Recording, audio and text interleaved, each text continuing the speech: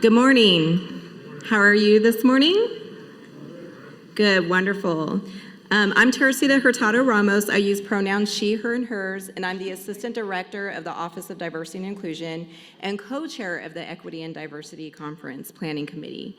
Welcome to this wonderful opportunity we have to spend with Mr. Bakari Sellers as part of our invitation-only guests as external and internal sponsors who share the same interest in equity, diversity, and social justice. We asked invitees to submit topics or questions they would like to pose to Mr. Bakari Sellers, which will be among the questions emerged: 4 salient themes: civil rights, engagement, identity-based groups, and the impact of your academic experience on your current efforts.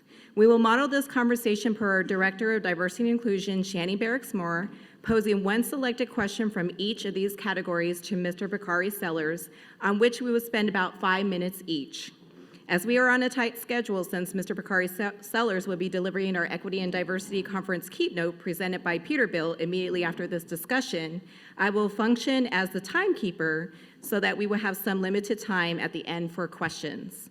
We hope you enjoy this event, and we thank you for supporting the Equity and Diversity Conference. Now, I will turn it over to Shani Barrax Moore for a conversation with Mr. Bakari Sellers. Thank you. Well, welcome to you all, and we're glad that you all are here for this invitation-only conversation. And welcome to Mr. Bakari Sellers. Thanks for being here. Thank you all for having me this morning, afternoon, and thank you guys, and congratulations for getting the invitation. This is a full gift for us. I'm glad to be sitting in this room. Well, great. Well, we're going to go ahead and get started. So as you know, this is our 20th conference, and our theme is looking back, moving forward, reflect, affect, connect. And we thought you the perfect fit to be our keynote speaker, considering you are the son of civil rights icon Cleveland Sellers, and that you're considered by many to be a second-generation civil rights activist. So from that perspective, we'd like you to share with us your thoughts on whether you believe we are moving into a new civil rights movement, and how so. No, I don't believe we're moving into a new civil rights movement. I think that the premise to the question would denote that somehow the civil rights movement stopped, and it hasn't. It's been a continuation thereof, since Reconstruction, probably picking up around the 30s and definitely in the 40s, and I'll talk about that in my remarks a little bit as we look back and look forward. What we're seeing right now is a continuation thereof, but the unique part about this is this environment that we're living in today is not unlike anything we've seen before. I remind people that the racism, xenophobia, bigotry, misogyny that you see, especially emanating from the halls of power, is not new. Racism didn't start with Donald Trump. I always tell people that, right? It's been around this country for a very long period of time. White supremacy is not a new phenomenon. It's been here for a long period of time. And so one of the things we've been steadily trying to do is chip away at that. Now, some of the goals have changed. I'm reminded of a picture of my dad. He wore seersucker suits to the White House. Kind of funny. And the picture is he's sitting across from LBJ, and it's after the passage of the Civil Rights Act. And so when you think about those images, you think about the very tangible results that we had to fix many of the social ills, the Civil Rights Act, the Voting Rights Act, etc. And I think now it requires a more diverse group of answers to many of the problems that we're facing. So I push back on I'm treating you like I treat Anderson most nights. I push back on the premise of your question and simply state that it's not a new movement, it's a continuation thereof. Okay, all right.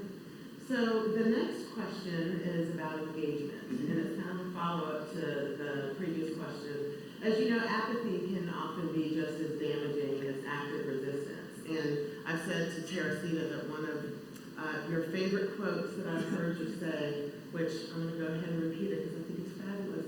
Kanye West is what happens when Negroes don't read. That is true. That is a fact. Now, we know very well with everyone but Kanye West. Yeah, that's when I was like, yes, we're going to have Bakari Sellers for our keynote speaker. So what are some strategies in your view to combat apathy and disinterest related to social justice advocacy? And then a two-part question, particularly from groups that are negatively affected by policy initiatives. That's what I was going to ask you. Right, and then the second part is how do we engage Generation Z? Because you know. Well, so that's cool. So that's a good question. I'll try to answer all of those. For those groups that are traditionally oppressed, my grandma would always say,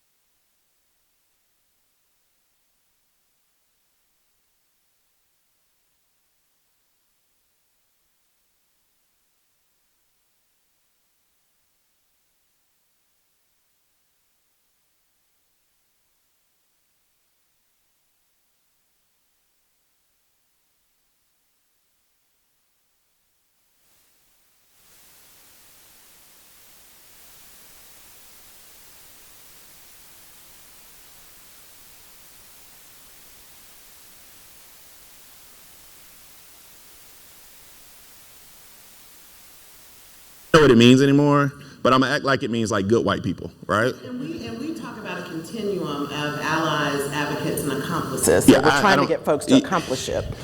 I don't know what it means. I'm with you. I got it. But allyship, I'm not sure what it means. What I tell you though is acquiescence, and not being there. That kind of cognitive dissonance. It actually perpetuates more injustice, right? And so injustice anywhere is a threat to justice everywhere. And we saw that, ironically enough, with the 53% of white women who voted for Donald Trump. It's a phenomenon that I don't know. I don't have the audacity to answer that question why. In fact, I don't think it's my job to answer the question why. I think other people got to figure that out, right? And so I don't think it's like, for me, I don't think it's incumbent upon women to have to always battle sexism.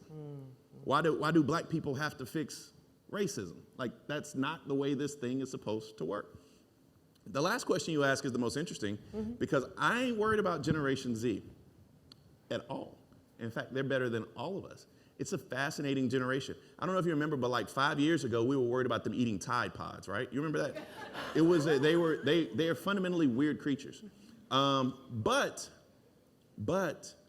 they have led movements for change that we otherwise would not. Now, mind you, I will say that they've only chipped around the edges of gun control, for example.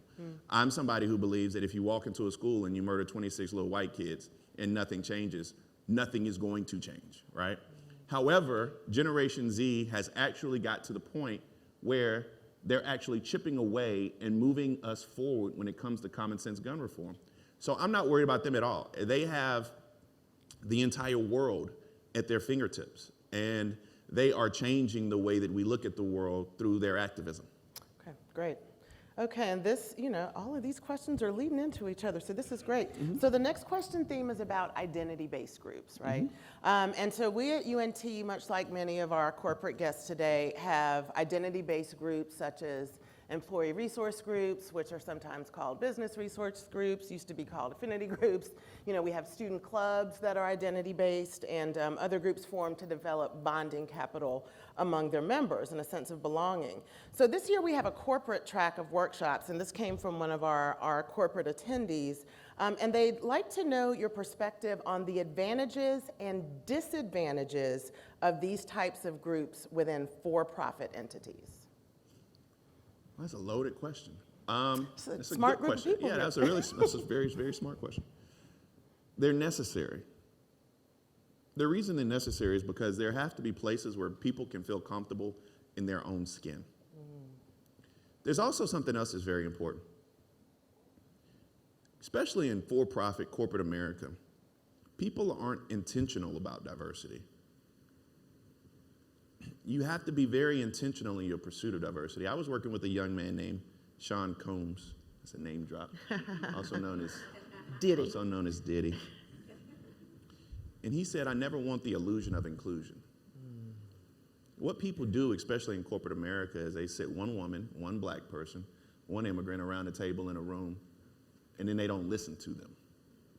They're not a part of the decision-making process.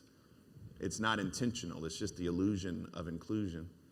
And in many of these pressure-packed situations, I think it's necessary that people have these identity-based groups so that they can recharge themselves and have some level of comfortability in who they are. I don't see anything wrong with that. I also think that if you're teaching color blindness, then you probably need to move into like the 20th century. That is something that and many people who have problems with these identity-based groups ascribe to the theory or notion that they're colorblind, which I think is god-awful. If anybody is teaching young people to be colorblind, you're really like messing them up.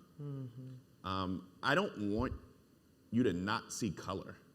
In fact, I want you to see me for everything I am and the richness my experience brings to the table, thereby giving it value. And I think that when you're talking about diversity, it's this kind of undercurrent of colorblindness that means that we're all the same here, right? And you want people to leave their experiences at the door, and that's just not, that doesn't make for healthy environments, and it also doesn't make for successful outcomes. Yeah, it's interesting. We did pay you to say that, but that is something that we talk about. Did the check cash yet? I don't even know. Not yet. Just keep going and we'll get it. But we talk about being color brave, per Melody Hobson. Y'all I got think a lot of cool little words and alliteration and all this stuff. Yeah, I didn't make it up. It was Melody Hobson who talked about, instead of being color blind, being color brave. And when we do our learning development sessions, I will often say, to say that you don't see me as a black woman, you're lying. Because I know you see me as a black woman, you should see me as a black woman, and me being a black woman has a whole lot to do with my perspectives, experiences, and interactions. What we're trying to do through cultural humility is get people to see difference without judgment. So that's really what you just described is a perfect definition of cultural humility, to see differences without judgment. That's a good term too, cultural humility. I didn't make that up either. But you know, we like using I'm learning a lot as I'm here. Welcome. So the next question is about academic experiences, and I think this likely came from what some of our folks from our UNT community. So we in higher education certainly hope that the experiences that we provide our students will create a foundation for success, awareness, and civic engagement that impacts our communities. And so the question is, when you reflect on your post-secondary academic experiences, I know you went to Morehouse, you're a Morehouse man, was there a university faculty or staff member? I think a lot of times we always talk about faculty, but you know, how many people in this room are not faculty? Right, so most of us here are not faculty. So faculty or staff member that inspired or encouraged you, and what made them memorable, and what valuable lessons did they impart? So who, what, and... Yeah, I mean, at Morehouse, it's an interesting, it's a really interesting environment. It's a little different than most. I was SGA president at Morehouse, and by virtue of that, I also served on the board of trustees. One of the people who was most memorable, of course, is Spike Lee. Spike is always on campus. His grandmother used to live right down the street from campus, and Spike is about 5'9". I might have given him 2 inches. And he always walks around campus with his book bag on, right? And he looks like another student. He'll have a book bag on and some Jordans on, and he'll stop, he'll eat in the cafeteria, he'll talk to you. He served on the board of trustees with me. He was always empowering students, always. That was his whole thing. Samuel L. Jackson was someone else. Samuel L. Jackson was unique in that his empowerment of the student body came from a very honest place. Most people don't know. I talk about this in my book, shameless plug, My Vanishing Country, coming out May 19th. You could pre-order it now, actually. They've seen your documentary. Yeah, the documentary's pretty good. Spike Lee actually was a marshal in Martin Luther King's funeral procession. And Spike Lee actually got expelled from Morehouse, suspended, expelled, then they brought him back. For a year, Spike Lee held the board of trustees hostage so that there could be a student voice on the board. One of the members of that board of trustees was Martin Luther King's father. So it's a very interesting, he literally held them hostage. And so we come from that culture of activism. Some of the most powerful voices were my cafeteria ladies. I didn't have a meal plan my junior or senior year. In return for them letting me eat free, not really in exchange, but it was a pretty cool moment. It wasn't a quid pro quo, but I led this huge protest of Sodexo and our food service providers, so that our cafeteria workers could get more than minimum wage. I mean, you're talking about the ladies who take care of you. Many times people act like they don't see them, but I think we got them to like $10 in 2004, 2005, which was, minimum wage now. It was 5 something then. It's $7.25 now, maybe. Yeah. So what we were able to pull that off. Then there were so many people.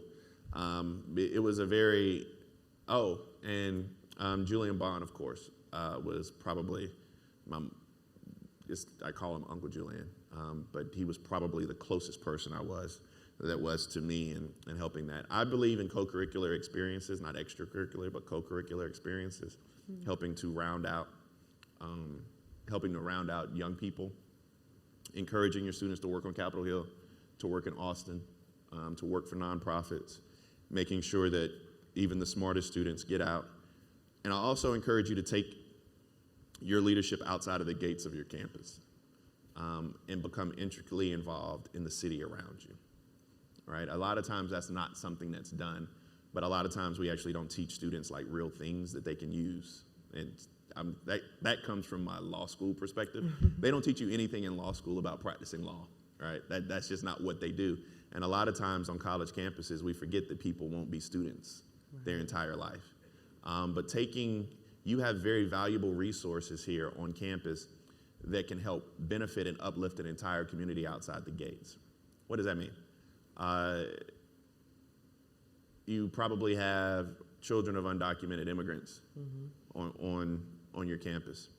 Allowing them to build partnerships with local elementary schools and middle schools and high schools and be seen in the community will provide examples for other young people to understand that they too can one day be a college student. It's the theory of being an example and allowing your students to just go outside of the gates and begin that type of empowerment through community, which can be very, very important, and it can help build the brand of a university. Great, okay. And so one of the things we always like to do is ask the experts for recommended resources, and you dropped one of them just a while ago, but what suggestions do you have for recommended reading, other than your book? But that too, you know, listening, articles, theater, dance, films, other than your own While I Breathe, I hope, but you could talk about that too. Or music that inform social justice work. And as he's answering this question, we'll have time to open the floor for questions. So get your wheels turning and drop us some knowledge here. So that's an interesting question. People ask me, what do I read in terms of news? I'm a consummate purveyor of news because that's my job. As a journalism major, I thank you. Yeah, and that's cool. That's kind of crazy because I wasn't a journalism major or a comm major. I have a great deal of respect, and I tell people all the time, do not call me a journalist. I am not. And I think that's an insult to real journalists who actually study the profession. I'm a commentator. I get paid to give my opinion. I basically just put on a suit to talk like I talk when I'm in the barbershop, right? That is exactly what I do. That's the Kanye comment, huh? That was a fact, but yes, that is the Kanye comment. That's a real, never mind. See why I like him? I encourage people to read. I read a lot of Ta-Nehisi Coates, of course. His father is brilliant. They're from Baltimore, comes from a great family. But I read long-form journalism. I read the New York Times Magazine. I read The Atlantic. Some of the more conservative periodicals I read, but actually some of the better, well-written pieces is every single day I read the Wall Street Journal. Every single day. It's my conservative kind of bastion. My routine is this, and I was able to successfully complete it this morning because I was up at 2:30 in the morning this morning. But I read the New York Times, the Washington Post, the Miami Herald, the Atlanta Journal-Constitution, the Wall Street Journal. I read all of those in the morning when I wake up. I usually read the LA Times before 10 because it comes out a little bit later. And then we get wires throughout the day. So I'm consistently I have this insatiable desire just to kind of consume as much as you possibly can. Mainly because you can be called to be on TV at any time and you want to know what you're talking about. But other than that, I just want to make sure that I'm articulate about all the issues that are affecting us throughout the day. Other than that, I go back and reread a lot of older books. I found myself rereading the autobiography of Malcolm X. The reason I'm reading that now is in light of the new Netflix series. Have y'all watched that? The assassination, or Who Killed Malcolm X? No. Oh my goodness. Ooh. You will get lost in those 6 episodes. It is fascinating. Is it new? Is it? Yeah, it just came out like 2 weeks ago. Yeah, no, it's really good. It's better than the Hernandez documentary, although the Hernandez documentary is wild. Has anybody said that? Has anybody seen that? Yeah. It has some themes in it that I don't necessarily ascribe to, but it's a wild, the dude murdered like 1 in 2 possibles. Are we playing spades now? Yeah, well, that's 1 in 2 possibles, and still went to the Super Bowl. He murdered them and then played a full season. Wow. I mean, it's fascinating to watch and see how his brain worked or didn't work. And so I find myself making sure, because I speak to a lot of young people, I find myself keeping up, and I have a 14-year-old daughter, keeping up with a lot of pop culture, and I enjoy it. My daughter was crying when Juice WRLD died. Like, Juice WRLD was her favorite artist. Who? See? I have a 14-year-old, so I probably should ask. Yeah, Juice WRLD died.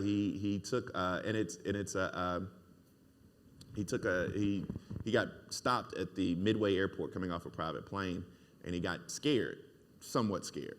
So he decided to consume a large amount of Percocet that he was flying with. and he overdosed and died. And so she was like traumatized because of that. And we were able to have a very, very, very, just really good debate about pill parties the kids are having at school, prescription drugs, those type things surrounding this really pop culture experience that she was going, in grief, and how to go through grief and how to talk about things, because she was devastated. That was her favorite artist. And so it's, I guess for somebody else, like when Michael Jackson died, I don't know. Who's old? Whatever. Prince, you know what I'm trying to say? Prince. I'm You know still how in mourning. You know how you feel it in her spirit, and she felt it in her spirit. Yesterday when I was flying and Pop Smoke died. You don't know who Pop Smoke is. Anyway, he was a rapper, and they ran into his house, and they murdered him yesterday morning. One of the things he did before they murdered him was he was on social media, and he accidentally showed his address. And he was flashing money. He had a gift bag, and he was showing people the gift bag, and it showed his whole address on it. And so I was able to talk to my daughter about the dangers of social media, right? And then, one of the other things, and this just probably means I spend too much time on Instagram, but Jalea, I don't know if you know Jalea, I don't know if you all have TikTok, but there's a dance called the Renegade Dance, right? Yes, That everybody does. I swear, it hurts my back when I try to do it, but we're going to create this. And Jalea was this young black girl who created this dance that went, when I say viral, like 40 million people saw this girl doing this dance on TikTok, and they copied it. I do know that. My kids do it. And like 3 white girls did it extremely well. They became known as the TikTok girls, but they took it from this young black 14-year-old girl from Atlanta, of course. And the NBA found out about it. It was this huge social media push. So the NBA brought the young lady out at halftime.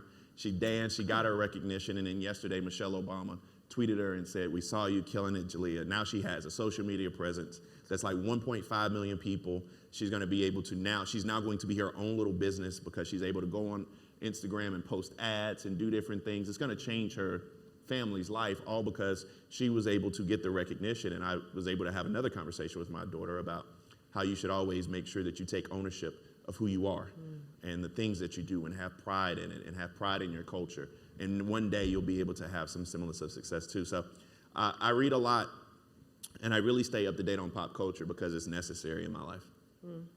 Now I feel old because I didn't know who many of those people were. But I will go home and ask my 13 and 14-year-old daughters. They will tell you all about Juice WRLD. They will. They love them too, I'm sure. Yeah. Okay, so now we have an opportunity to open the floor for questions how about maybe at this microphone so that we can see you, because I can't see this one over here. So any questions? I see Candy Harris making her way to the microphone. Yes. Hi, my name is Candy Harris. I'm a staff member here at the university, and I coordinate a program called the Marshall Eagles, which you're not familiar with most likely, but it's our program here that's attempting to help improve our retention and graduation rates for African American men. So we have a very small cohort of young men. This is our third group to come through, and I'm at the age where I realize I don't know anything. So when you said y'all teaching leadership all wrong, I wasn't offended. It was interesting to me because we're in a leadership class this semester. So I wanted to ask you, if you were standing in front of our 13 young men, what's the one thing that you would do in a 45-minute session with them on leadership? Black men? Black men. Oh, talk about mental health. Mental health. Yeah, because you can't be a strong leader if you're not mentally healthy. And most black men are suffering from some elements or issues with mental health, and many times they don't know how to talk about it or are afraid to talk about it. I suffer from anxiety. My friend Charlemagne the God and I, we talk about it all the time. In fact, it's a chapter in the book where I kind of come out and tell people about my anxiety and how it can be paralyzing and things like that. And so in order to create the proverbial, this is probably not a good term, but a whole individual or a whole leader, I would have really good conversations with them about, and this conversation is going to be really one way because it's mostly you listening instead of like it being a conversation about mental health and wellness, and making sure that they're taking time for themselves and making sure that they are practicing, what's the tag word? Self-care, I think is what people call it now. I did this thing one time and I'll never do it again, ever. It was traumatizing for me. I was speaking at a Black Male Summit, and I just had this idea. I was going to do this. I was like, this is going to be awesome. This is going to stand out. It was a black male summit. It was in, I hardly remember what city I'm in most times. It was in Detroit or Chicago. I'm gonna guess it was in Detroit. And I'm sitting there and I tell everyone to close their, now it's black boys between the age of 8 and high school seniors. So what is that, 8 and 16, 8 and 18?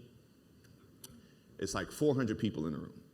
And I ask everybody to close their eyes except the individual who founded the program, and there are like 2 other people on stage with me. Raise your hand if you ever thought about or had ideations about killing yourself. It blew my mind. Wow. It was like 18, 19 different boys raised their hand in that room. It was insane. And so we actually were able to point them out, and we had a suite afterwards, and we brought them up kind of individually and, talked to them individually.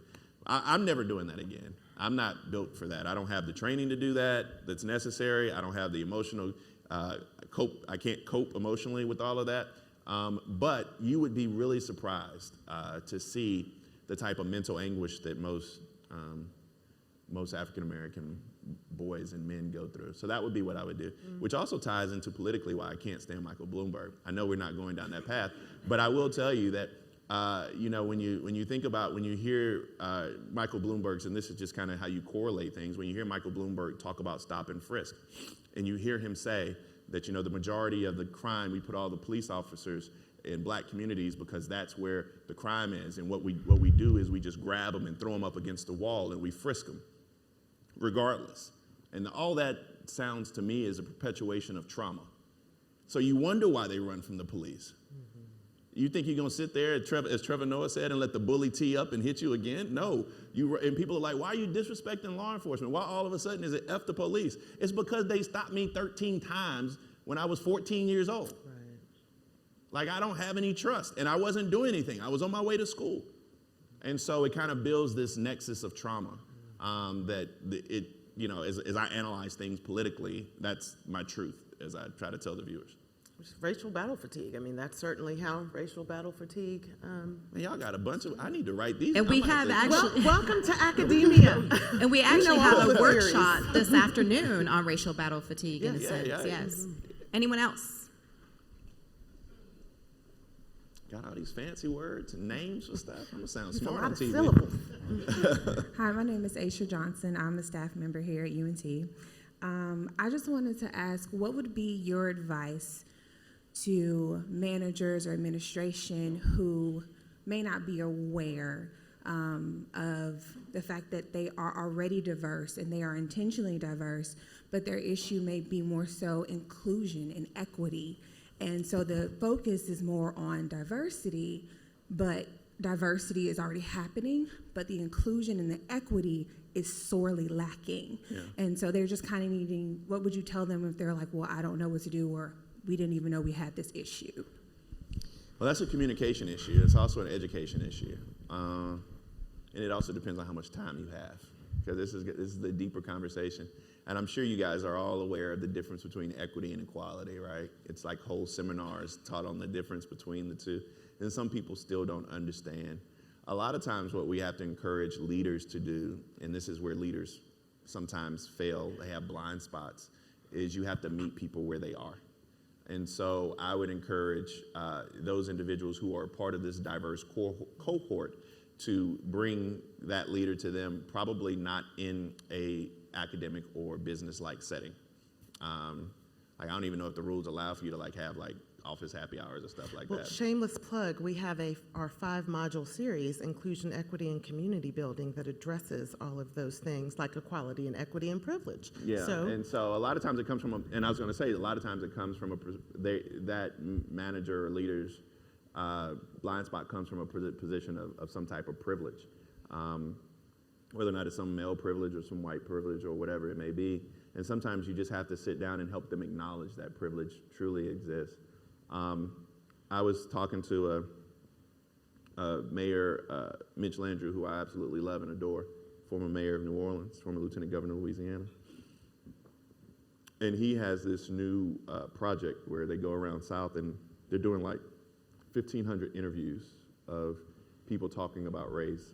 And one of the interviews he was in Mississippi talking to this white woman about her privilege, and people get defensive. And like, everything I got, I work for. Like, I ain't got no privilege. And they think that privilege means that you're calling them racist, right? And you're not, right? I don't even worry about calling people racist, but that's a whole nother thing. And so he went down this whole path of if your son gets if the police come to your son's house and they're having a party and it's just too loud, what would the police do? And it's a small town in Mississippi. And she was like, well, Irvin, and Mitch laughed, and Mitch was like, is Irvin like the chief of police? She was like, yes. She was like, well, Irvin will call me and we'll come get him, or he'll tell him to turn the music down, or we'll see Irvin at church. And then he was like, okay, so what happened if there's a black boy? And because everybody's otherized in this country now, but they also live on the other side of the track or the other side of the river or the other something.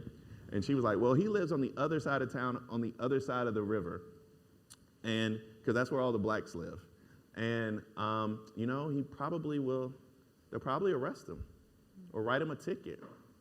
And he was like, do you understand your privilege now? And she was like, able to have those types of conversations. So I say all of that to say that a lot of times people acknowledging their blind spot or their privilege when it comes to things like diversity, inclusion, equity, equality, humanity, it takes time. And you have to be able to meet people where they are and I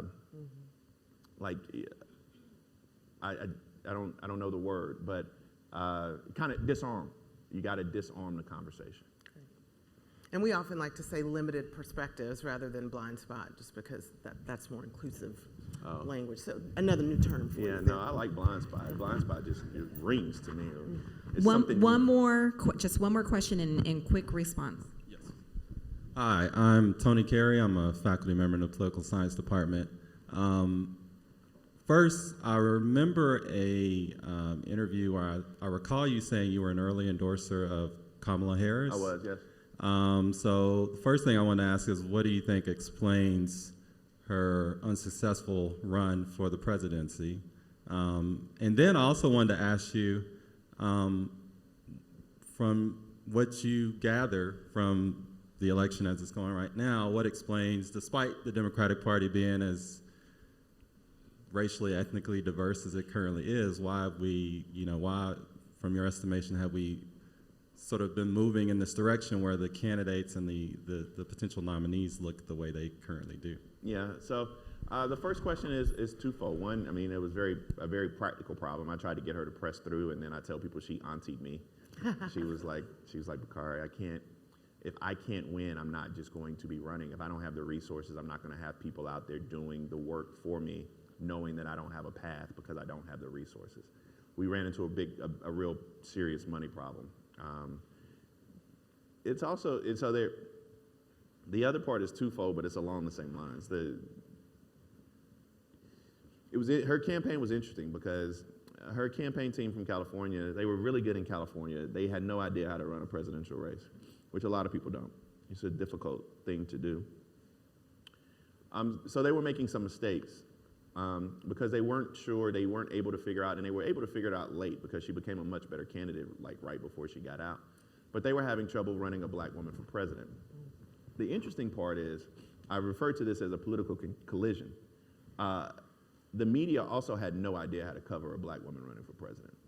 And so you have a campaign which is probably C+, getting better, and you have a media that's about C or D and covering this, and it just creates this awful collision. It's so funny now because my Elizabeth Warren fans, they're always talking about, stop erasing Elizabeth Warren. And I was like, well, yeah, they erased Kamala for about 4-5 months. It's not anything new.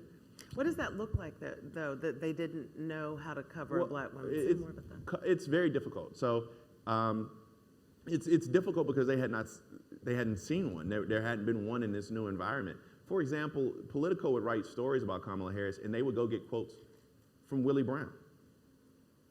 Like, why do you need quotes from her ex-boyfriend? Like, who else are you going to find their ex-boyfriend to talk about their political race? Like, that makes absolutely no sense. She was running fourth in the polls, And every week for a period of time, there was a new obituary written about her campaign. It was just these obstacles. And I told Kamala this, and she knew this, and she would not let it be an obstacle. I said, you're going to have to run faster and be that much better than Bernie, Joe, and Elizabeth Warren. You're going to have to be that much better. And she acknowledged that. She would not use it as an excuse, but she acknowledged it. The other funny part about black people in particular, I'm talking to black people in the audience in particular, is that we have a very interesting perspective, meaning we don't do it, of uplifting black women. But we always go to them when we need something. You say that again. So it's a really weird thing, because people would go out of their way to find some reason they didn't want to support Kamala. And I get this all the time. I get it in my profession all the time with black folk. But people would go out of their way to find a reason not to support her, but they would excuse other candidates everything. This black woman was held to a standard which was here, and mediocrity was like, all right, we'll take that. So that was interesting. I always talk about it as part of what she went through is, their ice is colder than mine. You know what that means? You know what that means, yeah. I get that all the time when people come in my law office. I do a lot of criminal defense work, and I'll have somebody come sit across from me, and they'll be like, I'm wrapping up. You told me quick, I'm sorry. Yeah. It's like the producer in my ear rap. Yes. And so they'll sit across from me and they'll be like, I'll charge them $20,000 and they'll have like a felony or something. I'm like, this is $20,000. And they'll be like, they'll look at me, they'll be like, nah, I ain't paying you that. But if my white boss comes and sits across the table from them, $20,000, they'd be like, you probably real good at this. It's like his ice is colder than my ice, right? So it's a very, very interesting phenomenon that people go through, and Kamala went through a lot of that as well. And maybe some of us here at UNT. So thank you so much. Do I need to interview you? Or you need a little therapy too? You want to sit here? Yes, I have a therapist as well. So thank you so much, Bakari, for spending time with us. Why don't we give him a hand?